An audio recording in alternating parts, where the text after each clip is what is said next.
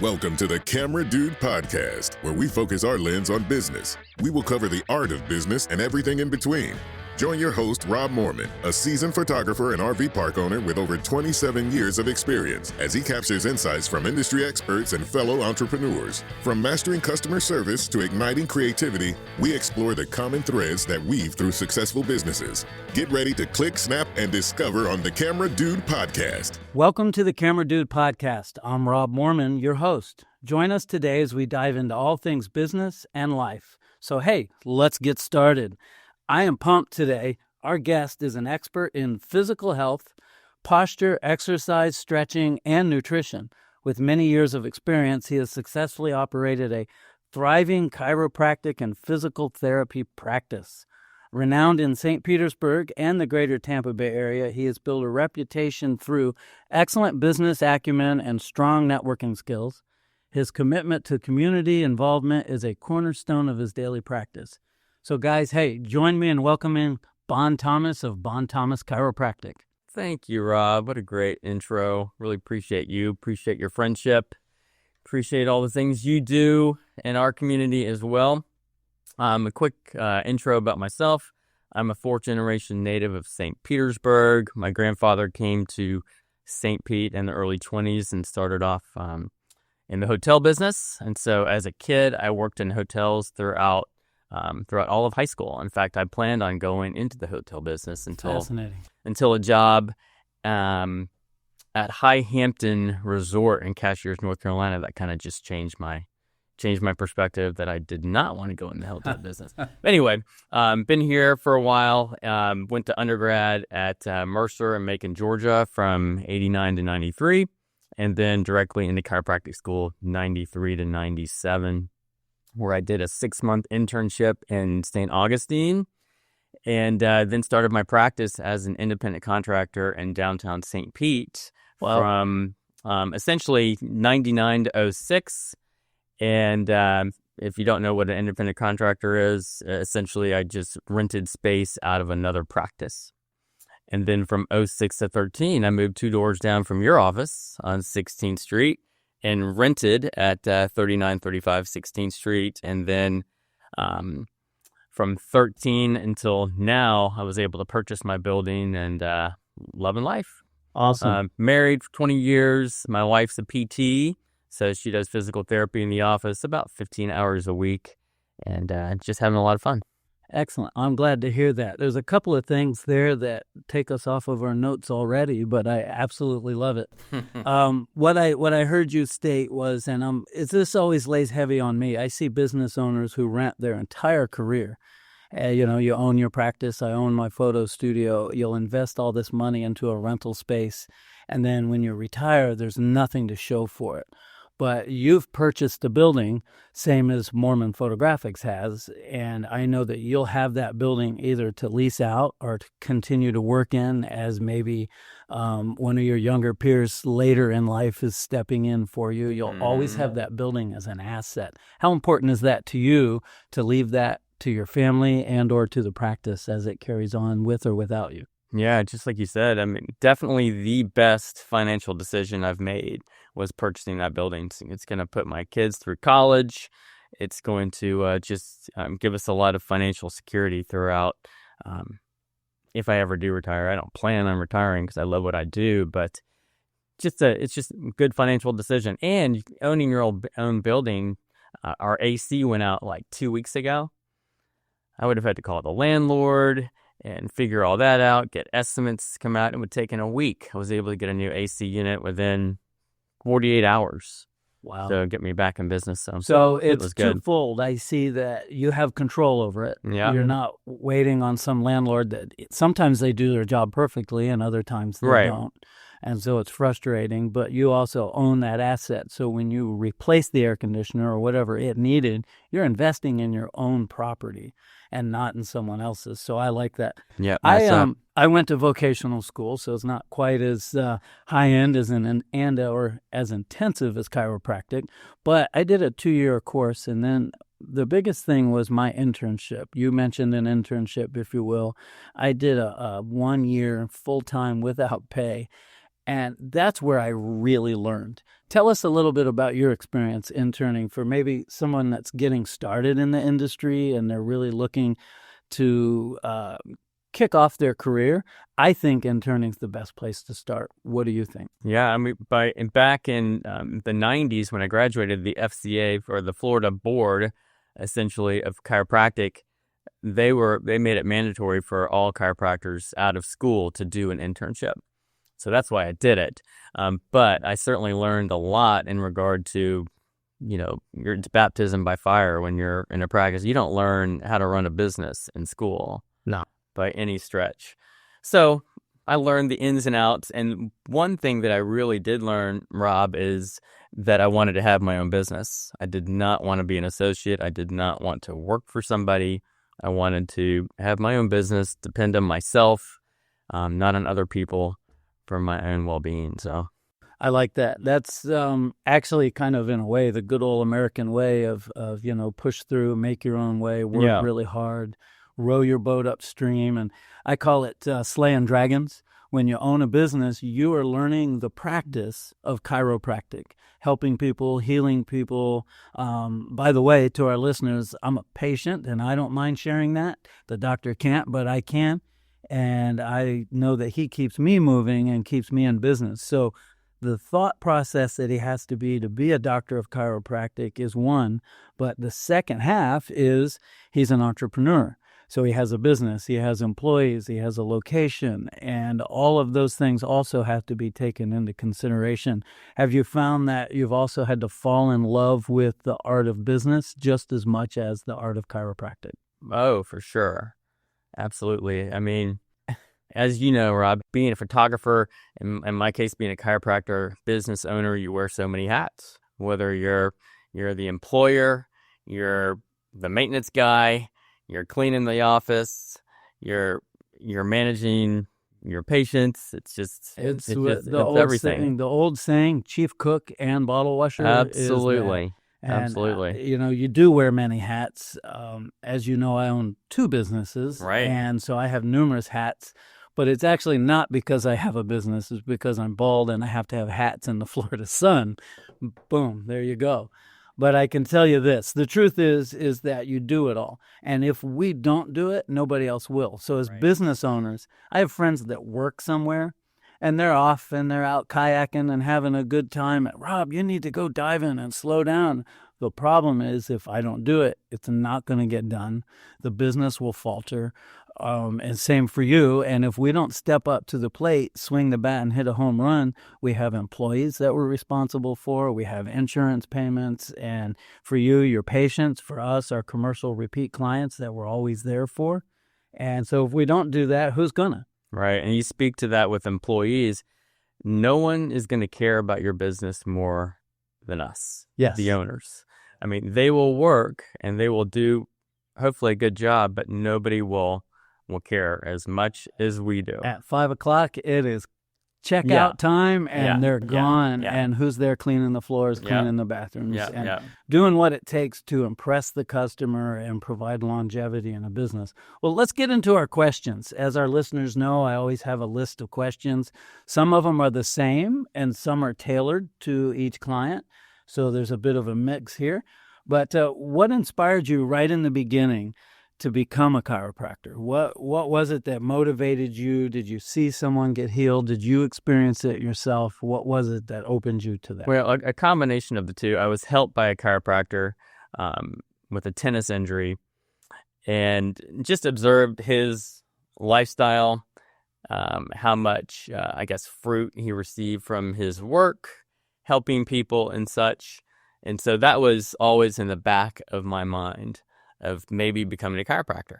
Now, oddly enough, my mom would get her nails done from a woman whose son was a chiropractor. And so this woman really talked up the profession to my mom. Okay. And that's how I actually ended up going to chiropractic school. So you're one of the few kids that actually listened to mom. Kinda, I guess. But anyway, long story short, so many different events occurred.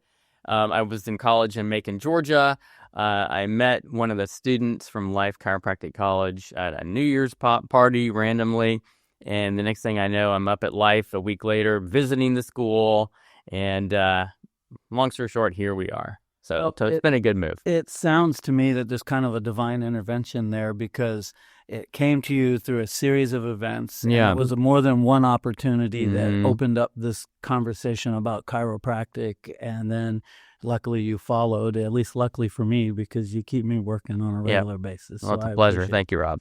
All right. So another question, and to our listeners, I try to find business questions that are common to all business owners, whether you're selling a widget, whether you're selling homes, whether you're providing a service or serving food. There's a lot of things that business owners have in common. And these are also a lot of the things that I see some business owners failing at, and they're wondering why they're not making it. So let's talk about the next question. I'm just going to read it verbatim. Sure. Tell me how you managed to have repeat customers. How did you build their trust enough for them to return to you regularly? Well, in my case, I sincerely want the best for our patients. So I give them the best possible recommendations regarding care, how I would treat my family, how I treat myself, and so forth.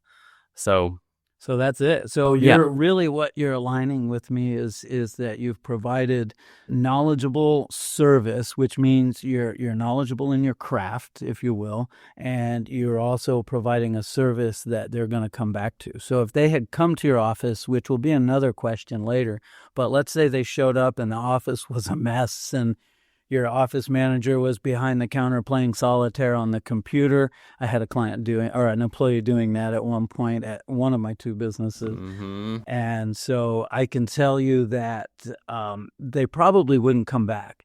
The place was dirty. The bathroom looked like a gas station bathroom and not a medical facility. Wouldn't you say that all of that is part of what helps create repeat clients? Absolutely. Absolutely. Talk to me about, because you provide it, and I don't think you do it because it's your personality, but you provide a fun, loving, caring environment that's also professional at the same time. Talk about that a little bit, because something amazes me. I walk into your office, and whatever it was we talked about 2 weeks ago, you remember, and we start off right where we left off, and I know you do that with every single client.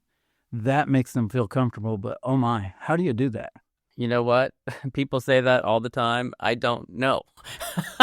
So it's just part of you. I think I'm just a good listener. All right. Perhaps. Very good. But, patients are like, what do you do? Take notes about what my granddaughter's best friend's dog's name is or whatever? Well, I just don't know how that works. I find the conversation outside of the work that you're doing to me while you're doing it. Right. Helps comfort the person that's there. Yeah. Now, to those listening, I have no fear. Chiropractic is not something that's painful or harmful or anything of that. Quite the opposite, actually. It's very helpful. And we can get into some of that in a little bit as well, so that our listeners will know to understand, I guess, is really what I'm looking for, why you would go to a chiropractor. A lot of people come when they're actually hurting, but then other people come for maintenance or enhancement in sports, and or maybe someone's injured like myself, and so they're constantly getting adjusted because their body's off just a little bit due to an accident in life or whatever. Okay. So let's jump on that since I started it. Sure. So I'm going to kind of between the lines on my questions. So sell this. I hear all the time, chiropractors just want you to come back and back and back and back and constantly return because they want to make money. Yeah. Of course they want to make money. They're in business for a living, and there's nothing wrong with that because you're paying people's livelihoods through your practice as well as your own. But it's not only about that.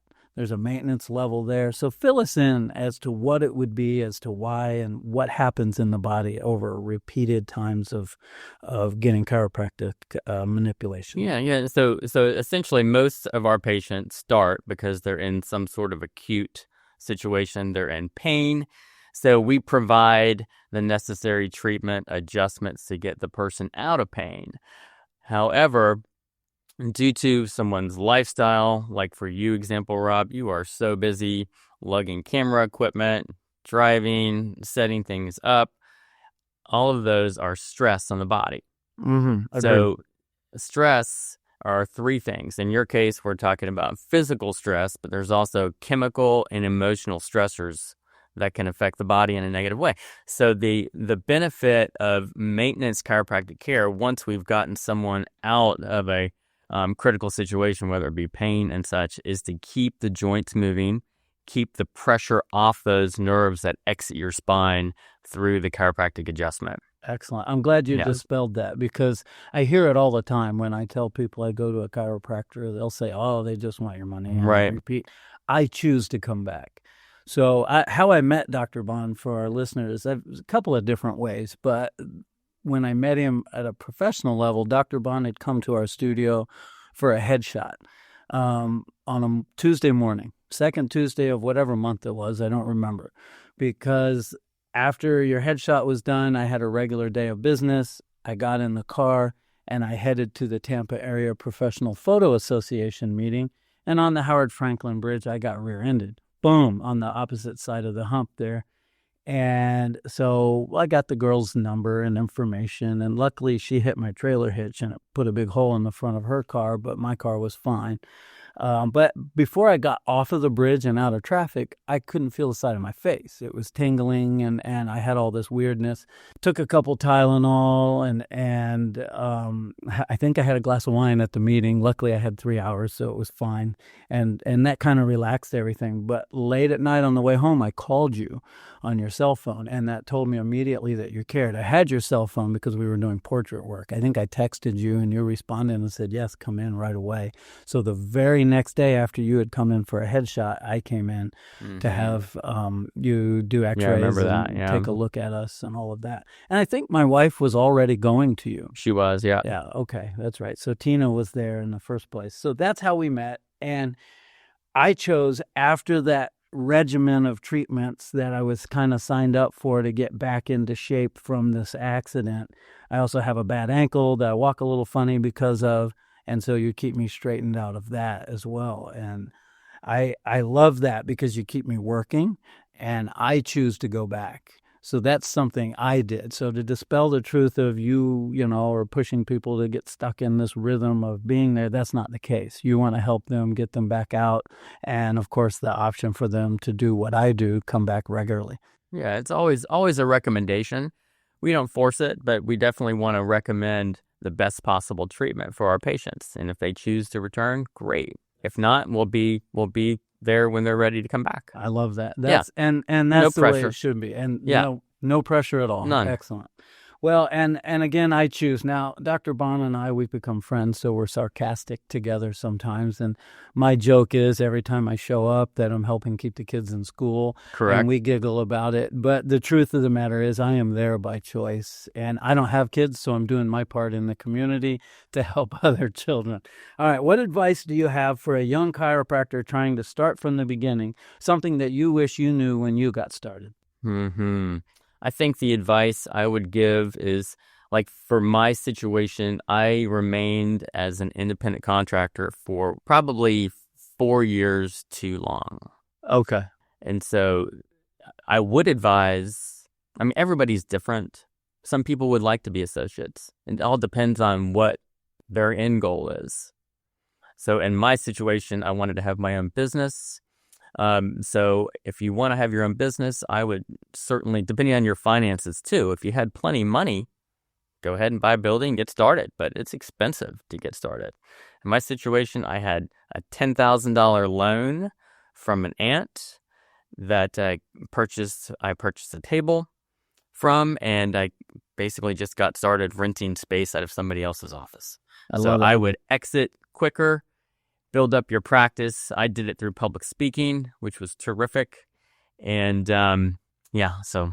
All right. I want to hear more about the public speaking in a second, so don't let me get ADHD on you and forget that. But what I noticed you said was that you stayed too long. I kind of did the same in my business, in that I stayed 5 years at this little tiny place that I was renting when I really should have done about 2, and then purchased my building, and I would have been farther ahead faster. Yeah. But I was scared to jump. Of course. I just was. So, but I would say for you, probably the camaraderie. And when I say camaraderie, the communication with the other chiropractor in the building who maybe was more experienced and you were leasing from them, that education, you can't pay for that. Correct. So you did that, but you stayed too long because you got comfortable and was concerned about taking on the overhead of a building. Tell me in brief, what happened when you got your own building? Well, I expanded. My practice just exploded. I can say Oddly enough. I can say the exact same thing about Moorman Photo. Once I got a storefront with curb appeal and all of those things, people just started showing up. The phones were ringing and people were coming in and we were having a blast. I find that businesses that move a lot disappear eventually. But you've been in town on the same street for a really long time. Moorman Photographics has. I had a client tell me that my business was an icon in the community, which to me, I'm just rowing that boat every day. I'd say that's true, for sure. I appreciate that. I don't feel like it. I'm slaying dragons every day, the same I did when I got started, and rowing upstream as any business owner would, and, not knowing what's around the bend in the river, but you're always prepared. You've done the same. Your business is iconic. Everybody knows who you are when I talk about you. So that's a good thing. And I think having a storefront does that. It's founded, it's there, they drive past you every day. Plus they see you all over social media and they see you in person when you publicly speak like you're doing today. Yep. Perfect. All right, so let's talk about your location. I find this important and we kind of cut into this a little bit earlier. I'm going to read it. The thing I notice is that your physical location has an impressive curb appeal, outside and inside. Tell the listeners how you feel that helps with first impressions and trust. Sure. I think I had a patient years ago say you can tell a lot about a person with regards to how they run their business. So how tidy their inside the office is, how their landscaping looks, how the paint job looks, and so forth. It's all part of it. When a patient drives into our parking lot, we want them to feel like everything's in order, it's welcoming, and we got our stuff together. So it also would tell me as a customer if I walked in, which is the impression I got in your place, is that if you're this in tune to how your business looks and what people experience when they come in, more than likely you're going to be just as in tune to the craft at each individual person that you're helping and their needs as well. To me, that type of personality carries over. I would have people, I won't mention the studio name, but I would have people come into my studio and look around and go, wow, it's so clean in here. I knew they were probably shopping for a wedding photographer. And, so they would come to us and we would have our consultation and all of that. And I knew where they were if they said that just before they came to me. Because there was a studio in town that frames everywhere, dust all over the place, and inappropriate attire in the office, and so on and so forth. And then they would come to us and go, wow. And most of the time I would get to booking because we would follow through with that same quality our business was with the services we have. So it's well said. How important are your patients' daily health choices? I had a guest on here, Donald Lind. He talked about that as well. Donald had lost a ton of weight, got physically fit. He's ripped now. He's running marathons, the whole thing. And he did it all out of motivation, and it changed his life. And so I had the same question to him, directed directly to him. He said, my health choices that I made back then, I would have been 20 years ahead, so to speak, in my photography business than I am now. I feel like I'm just getting started because of the way I felt and my attitude towards health. So how important are your patients' daily health choices when it comes to their success in life and their vocation? Really what I'm asking is, what have you seen, without names, of course? Yeah, well, one thing that I think of and do tell our patients is the things you do on your own at home are directly responsible or proportional to how well you respond to the care in our office. So how you're sleeping, how you're eating, how you're resting, how you're exercising, how much water you're drinking, how's your mental health, how's your spiritual health, and so forth. All of those are connected to, number one, how you're going to respond to care in our office because we treat stress-related issues. But those are just the most important things that everybody should be doing at home. I feel very convicted as you say that because... Me too, you actually. Know, yeah. But you're pretty healthy. You run. You probably ran today, or at some point you'll be swimming or running or tennis or whatever it is.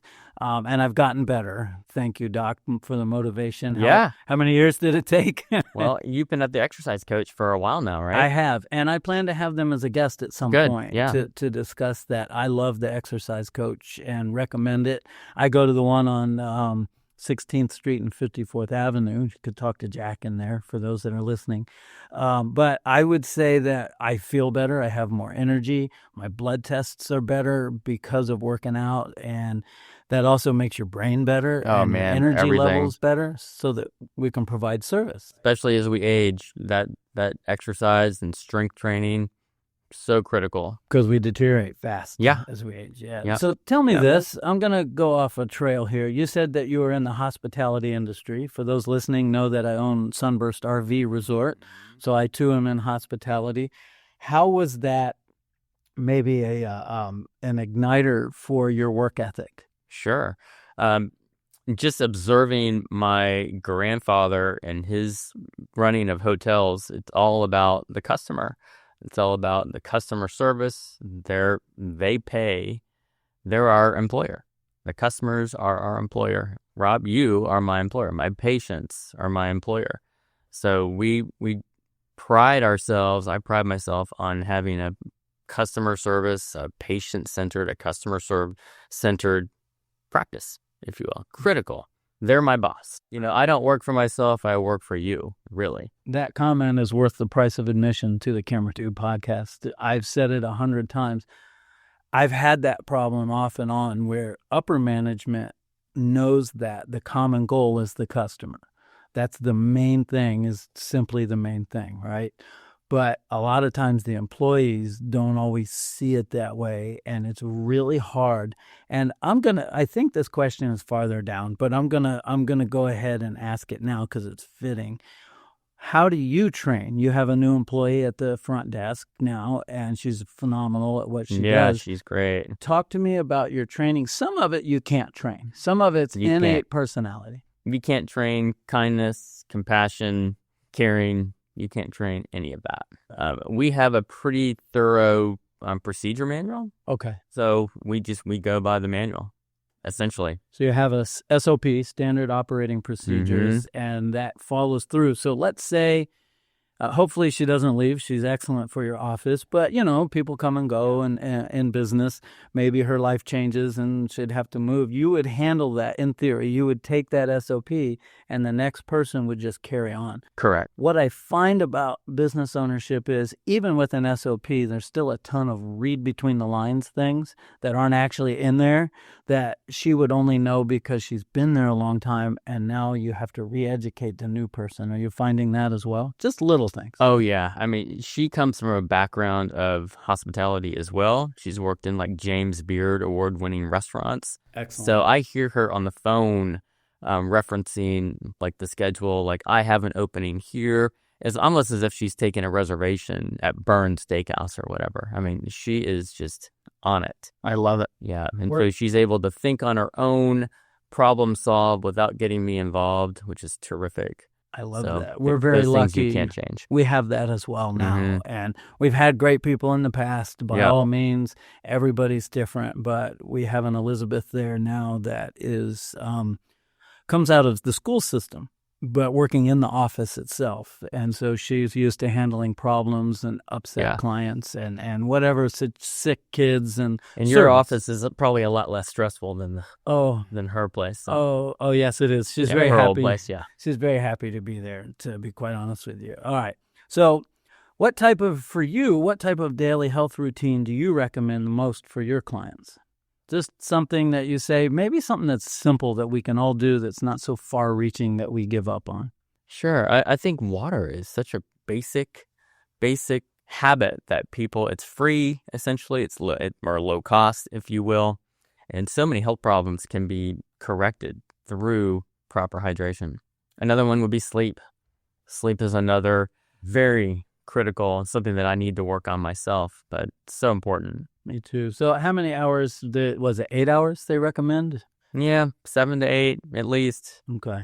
At least, and they're showing that, and you may have read this, that anything under 5 or 6 is like you're driving around with 3 cocktails in your system. Wow. It's really scary. Because you're that exhausted and Yeah, distracted. you're just not focused, and then there's a correlation with dementia, in old age, with chronic lack of sleep.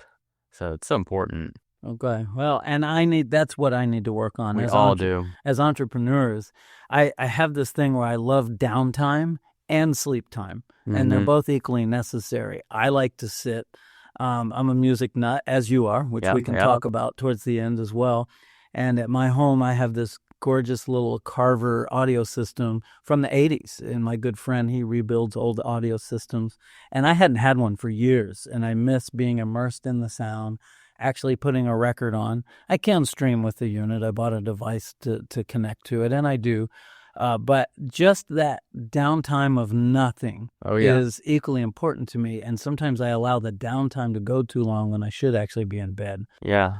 So that's a bit of an issue. And I know you're right with that. I read a quote recently that said, sometimes the most productive thing you can do is to relax, is to have downtime, and so forth. So some people feel guilty. I used to feel guilty about having downtime and not working and not doing things all the time, but rest is so important. I think our generation especially, we do feel guilty because we were, and I like our work ethic. Yeah. But the fact is that we don't slow down, we don't stop, we're like a machine, and that's not right either, because then life passes by and you miss out on things. And so it's stop and take that kayak trip, go swimming, take that extra vacation. Well, it's the rule of the Sabbath, right? Yes. So there you go. I love that. And I like how your faith comes into play with that, by the way. I appreciate that. And yes, we should take the Sabbath day off.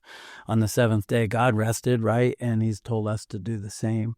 And it doesn't mean that you have to do absolutely nothing, but it does do what you enjoy. Yeah, relax and sit at home. All right, let's go into another angle here. Tell us, because I think it's big business and a lot of people don't know how to handle it, and it's a stressor. How do you handle a disgruntled patient customer? Mm-hmm. Well, immediately for starters, and you've probably read the book, The 7 Habits of highly effective people. Yeah. Seeking first to understand is so critical. So try to understand where they're coming from first. Take a step back, try to understand where they're coming from, and do your best to address it. You can only control what you can control. Let them know you care. If there was something that we did, apologize for it. If it was something that we did, you just have to let them know that, we want your best interests at heart. But unfortunately, we can't control how they react to that. But you just have to address it immediately. I heard immediately. I heard a while back, I agree with immediate, because if you don't, it festers and explodes. And, back in the day, before social media and reviews and so on, they would say that a mad person tells 40 or 50 people, a happy person tells 12. Well, now you can multiply those numbers by 100 because of the internet, and they stay there. So it's an ongoing negativity. So I've also learned from a counselor that if someone perceives something a certain way, even if they're not correct, you have to deal with it as if they are. Yep. So if they think our business did something that was incorrect, then we have to handle it as if it was, whatever that process is to get to the other end of this, to make that person happy. And I've also found that you win sometimes by losing. So a lot of business owners get puffed up. That customer is wrong, and they might be. Sometimes our company's wrong. We all make mistakes. We try to catch them before they go out the door or turn it around as best as possible if there's a scenario. To me, and then I'll come back to that, with doing business, it's not that there was a problem, it's how they handled it wherever you're at. So important, for sure. It's very important, and that's why we try to handle it. I had a customer call us one time, and of course I won't mention names. I might have mentioned this on the podcast, but she was irate. She just didn't like her pictures. And they were headshots, very, very simple. And we had done her headshot and simultaneously had done her school pictures for her child. And it just happened to be around the same time.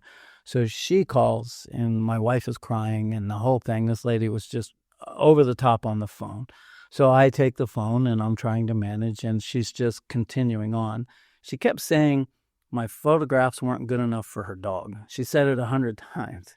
So this is a unique scenario, but I learned it from Anthony Robbins. I started barking like a dog on the phone. I really did.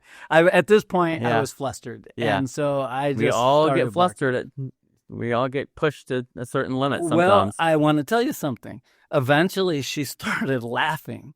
And by the time it was over, we were best friends. And the fact was that she didn't not like my photography. The pictures were in focus. The lighting was correct. Composition, expression.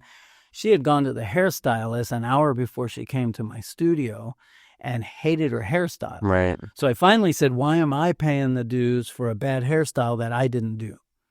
And I said, go back to your hairstylist and I'll reshoot this for free.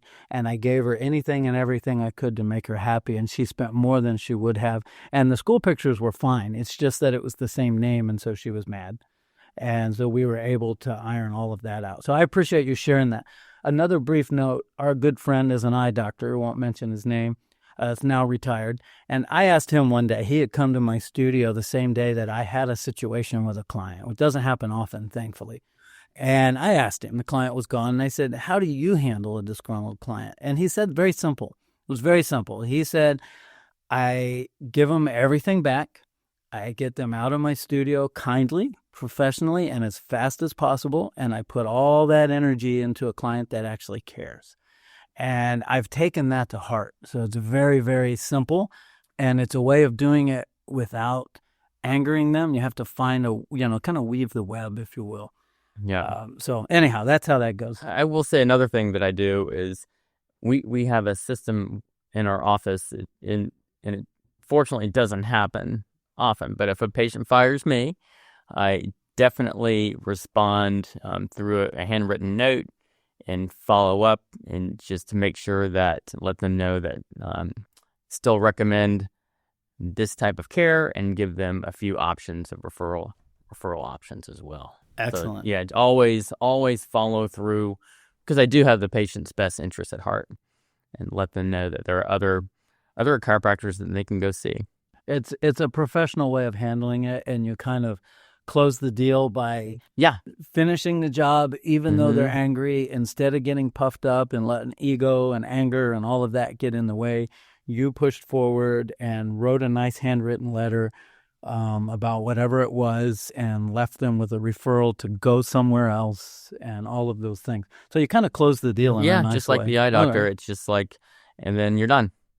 And you put all that energy into something else. So for the sake of time, let's jump into something else. What are you doing? And you are a face-to-face handshake marketing kind of person. I think I just said it for you, but tell us about your favorite marketing strategies. Service through Rotary, building relationships. I don't really market. I don't do any ads. There's no Facebook ad. We are on Facebook a little bit. But essentially, like you said, handshake, face-to-face marketing, building relationships with others. To this day, that is a testimony to the fact that face-to-face networking, handshaking is still the number one form of marketing. A lot of new entrepreneurs are young. They grew up with digital. I have no problem. I'm all over it. And I think it works. Yeah. And I think it really works. It worked for you with the Softwave. It does. Shockwave. Yes, it did. And that's what got me in. I had Yeah. gotten that treatment, and as you know, and that's what drew me in. But on top of it, I think that for me, and you as well, is I use social media to back up. They say stay in front of your customers. Well, I meet them first in person, shake their hands, see them at a networking meeting, a chamber, some sort of Rotary event that you're involved in, whether it's providing service or a social at Rotary and so on. I'm in network professionals, and so we do a lot of that. And then after I meet them, I seek them out and ask them to follow us on our social media platforms. So now I'm repeatedly in front of them. Mm-hmm. It's a testimony to me because you do very little of that, and your place is full. Yeah. And you're well known in the area, and it's because you're out and about. So to a young entrepreneur, obviously, don't stop doing digital. Do both. It takes time. I mean, you really have to build those relationships to establish trust. For sure. I think that relationship and trust building also creates longevity in your clients, repeat customers, referrals. They give out referrals because they know, like, and trust you. What is the reference in the Bible as far as building a house on certain types of soil? on and sand whatnot, versus sand, rock, yeah, whatever. Yeah, so firm foundation. you want to establish trust through relationships and building that firm foundation. Yeah, I love that. takes time. Yeah, takes time, effort, and work. But Mm-hmm. they say, and I think that's in here somewhere, the easiest client to get is one that you already have. Oh yeah, Because they already trust you, and the easiest way to get a referral is from someone that trusts you. And don't have to have had business done by you for them. So if you came in and had a patient come in and have something done to them, that's one referral. But people that you see regularly in Rotary know that you show up on time, you dress properly, your behavior, if you will, your processes that you go through in Rotary are all professional, and they know that they can refer you because they can see that you're going to carry that through in your practice by how you handle your relationships with Rotary and within Rotary. True. Okay, I love that. All right, hey, I'm throwing something out there. I don't know if there is anything, but what new technology might you be implementing to heal patients with? Sure. One thing that we've just started to use, I don't know if we've used it with you, Rob, ultra bright light therapy. Mm-hmm. Essentially, it's a very strong red light therapy to help increase blood flow, nerve supply, get those soft tissues to heal. So we're starting to use that. And also knee decompression therapy as well. You've been doing some spinal decompression therapy in the office, but we also can decompress the knee as well to open up that joint space. In doing so, improving nutrition, blood supply, oxygen to help keep those joint healthy. So you open it slightly. It's a painless process, right? It is, okay. Yeah. And then all the blood, oxygen, is it safe? I'm not a doctor. Is it For safe sure. to say some stem cells come rushing in there Yeah, and create absolutely. healing? And all the lubricating fluids in the body, whatever the technical name is for that, I don't know. Yeah, well said. Okay, very good. So you've taught me well. Yeah. I love that. All right, I'm going to read again. I have always believed in picking 2 to 3 charities for my business to give back to. Is there any philanthropic activity that your practice participates in? So just kind of let us know who you're in, and if there's something you're involved in, feel free to give them a plug here on the podcast. Sure. I am fortunate enough to be the chiropractor for the St. Pete Free Clinic, so we do some volunteer work the first and third Tuesday of each month.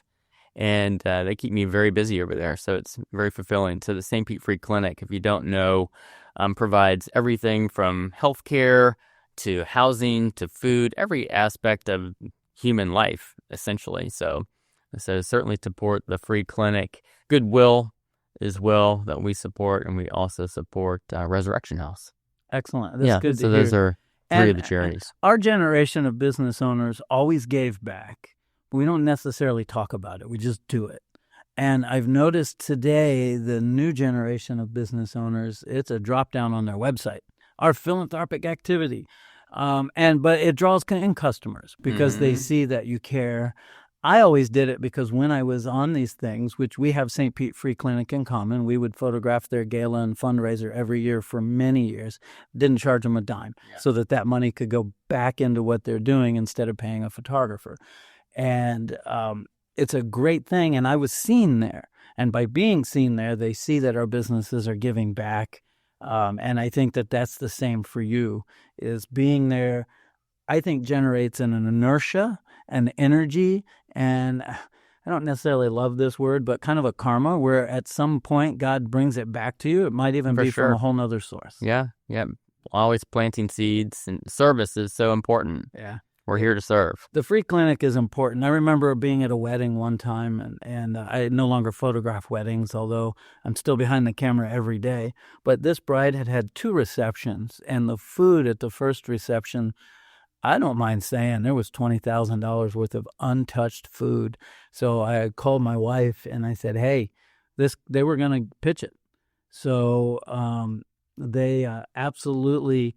I called her, and they jumped in the car, her and a friend, and they picked up all these trays of hot, untouched food, took it to the free clinic, and the free clinic delivered it to Casa and all the other places where people need food. And those folks got an entire 5-tier wedding cake untouched, as well as all of these other trays of absolutely gourmet, gorgeous food. Yeah, it's amazing. I know those ladies at Casa ate well that night, and it felt good to me. I couldn't do it because I had to follow the wedding party to the second portion of the wedding, which was basically event too. So I called Tina, and she's like, well, I don't know. And I said, no, you don't understand. There's so much. And to me, that feels good to know that they were comforted by that. And Absolutely. for you, this is about you. You're helping those that can't afford chiropractic assistance. Right. Or at least they're paying at a really lower rate. Yeah, I think it's all gratis over there. It's all Yeah. gratis. Mhm. Excellent. Good to know. Mhm. Do you know off the top of your head, what's the website for the St. Pete Free Clinic? stpetefreeclinic.com? I think so. Yeah. Okay. Yeah. So our listeners can go there and check that out as well. How important is being involved in community associations from a philanthropic level as a business builder? Yeah. I think we touched on that through Rotary. I've been in Rotary since, I think, 2002, so just over 20 years. Wow. And held many positions in Rotary, but essentially like what we discussed earlier, building relationships, gaining trust, and serving the community. So for those that maybe are hesitant to join something and make a commitment, what do you say? First of all, what is Rotary for someone that may not know, and what are they missing out by not being there? Well, good question. Essentially, Rotary is a service club. We we improve quality of life locally in our community and globally. It's an international organization. I think there are 2.3 million Rotarians on this earth. And being part of Rotary, you're part of something bigger than yourself. You surround yourself with people that sincerely want to improve quality of life of others. So it's great. And it's fun. So having a good time, but also providing a good service in the community. Totally worth it. Excellent. And you meet great people. It's awesome. So it's really a turnkey way of giving back. All that philanthropic activity we talked about, you join Rotary, you go to what do you meet, once a week? We meet every Friday at the St. Pete Yacht Club, 12 to 1. Perfect. Yep. So you go once a week, and as a group, you come up with a charity situation, you plan the situation, you do, sell Christmas trees and help fund somebody's college or whatever it is that you guys are doing. To give back, and it's turnkey for a business owner. They don't have to go out and do it on their own, set it all up, and do those things. I love it's that. made up of individuals who have leadership qualities. So, like you said, turnkey. The systems are there, the leadership is there to really make good things happen quickly. All right, let's hear a quick word from our sponsor, Sunburst RV Resort. Are you ready to escape the hustle and bustle of the city and experience a taste of old Florida? Welcome to Sunburst RV Resort, your oasis nestled in tranquil woods and surrounded by picturesque farmland. At Sunburst, we offer modern amenities with a touch of rustic charm. Enjoy our 2 pools, our clubhouse, our game room. It's perfect for families and winter guests seeking refuge from everyday life. With full RV sites and hookups, cozy cabins, and spacious tent sites, there's something for everyone. Whether you're a snowbird seeking solace or a family looking for summer fun, Sunburst is your destination for peace, quiet, and country living. And the best part? We're just an easy country hour away from beautiful beaches and a few minutes away from the majestic Blackwater River. Explore nearby quaint towns, indulge in some shopping, and savor delicious meals at local restaurants just a scenic drive away. Escape to Sunburst RV Resort and make memories that'll last a lifetime. Book your stay now and experience the beauty of old Florida. All right, Bond. Welcome back. We're glad you're here. This is the fun part of the podcast. So stretch, get loose, kind of get cranking just a little bit so that we know. So I took, as we mentioned earlier, these questions from a man, and I'm going to mispronounce his last name, Bernard Pivot and James Lipton. Bernard wrote these questions and used them in interviews. James Lipton carried on the legacy on the Inside the Actors Studio, and it's been a lot of fun. I took a couple out just because, and we can add a few in, but I thought that we would have fun with this. Answer any way you want. What is your favorite word? Inspiration comes to mind. I love it. Okay. What is your least favorite word? Can't. I love that. I've heard that a couple of times on the podcast, and it's my favorite as well. And by your success, it shows that the word can't bothers you, because the old saying, those that say it can't be done need to get out of the way of those that are doing it. I love that statement. What turns you on? Oh boy, good question. There's smoke coming out of his ears. He's thinking. I feel like seeing the growth in our kids' lives. No, that's reasonable. And Yeah. coming from someone who couldn't have kids and doesn't, I seem to have taken under our arm everybody else's kids, and we get to watch them grow up from beginning to end. And I find myself getting giddy and excited about the successes in the kids around us' lives. Thank you, by the way. I was honored to do your daughter's graduation photos, her senior pictures, and I had an absolute blast. She's a really good kid. Of course, I don't parent her, but, for the photo session, we actually had a Bless blast. your heart. Yeah, we had a great time doing all that. Dad's laughing over there. I don't have to lay down the law, So what turned you off? Gossip comes to mind. Nice. All right, that's the first one, and I agree with you. Sometimes in the RV park industry, RV parks have long-term and short-term, which would be snowbirds, and then transient, like summer fun campers. And all RV parks have them. And sometimes that gossip train gets to cranking amongst the long-termers in the park, and it just wreaks havoc. Yeah. And 90% of the time it's false, or there's an inkling of truth, and it's grown to be so big by the time it gets back to me that it's absolutely ridiculous. So I like that. Thank you. That's a good thing. What sound or noise do you love? Laughter comes to mind. I love music, so certain guitarists, Trey Anastasio or Jerry Garcia's guitar, love that. I love it. All right. What profession other than your own would you like to attempt? Maybe a restaurant owner. Oh boy, you are living on the edge. That's one of the hardest businesses ever. Wow. Okay. Well, Yeah. I love food as well, Yeah, and I yeah. used to want to be a chef, so Yeah, I can yeah. respect that. What profession would you not like to do? Restaurant owner. Nice. I like that. It's a tough one. So before we close, I want to just have a little fun with you. Bond, you're a music nut, and that's not in our notes. I'm just kind of going freestyle here. And you attend tons of concerts and events and travel all over to see a specific band and or bands that are similar to this specific band. Yeah. So you're kind of a deadhead. Yep. And Love tell the us dad. a little bit about that, because I too am a music nut, and just how fulfilling that is for you, and what's your next concert on top of that? Yeah. I think the big thing for me, or my love for the Dead, is the type of music they play. It's improvisational music. So not every song is the same. And there's a term, the journey is the destination. Love it. Enjoying the journey, not necessarily once you get there, enjoy the process. And so I feel like a lot of their songs incorporate that mentality. It's hard to explain if you haven't listened to the Dead, but you're going to say something, Rob? No, I was just going to say that's a lot like business, what you just said, by True. enjoying the journey. And it's not cookie cutter.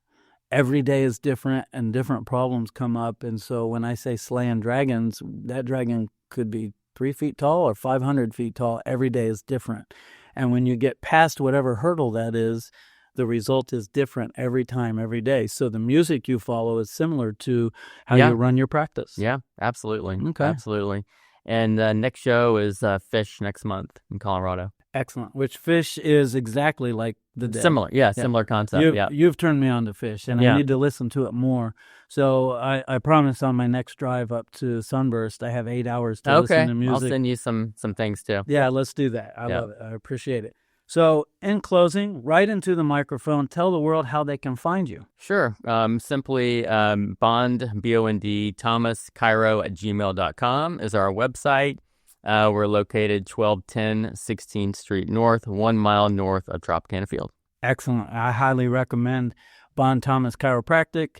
So not only am I here with him today, but I'm also a patient, and Bond keeps me moving, so thank you for that. I actually owe you that, so that you know. I came into your office hobbling, and I'm living life every day and working hard, and he keeps me in shape so that I can do that. Well, we appreciate the Canterbury tuition, Rob.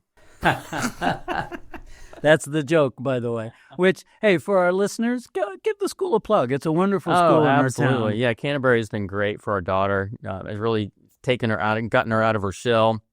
It's put her on stage in a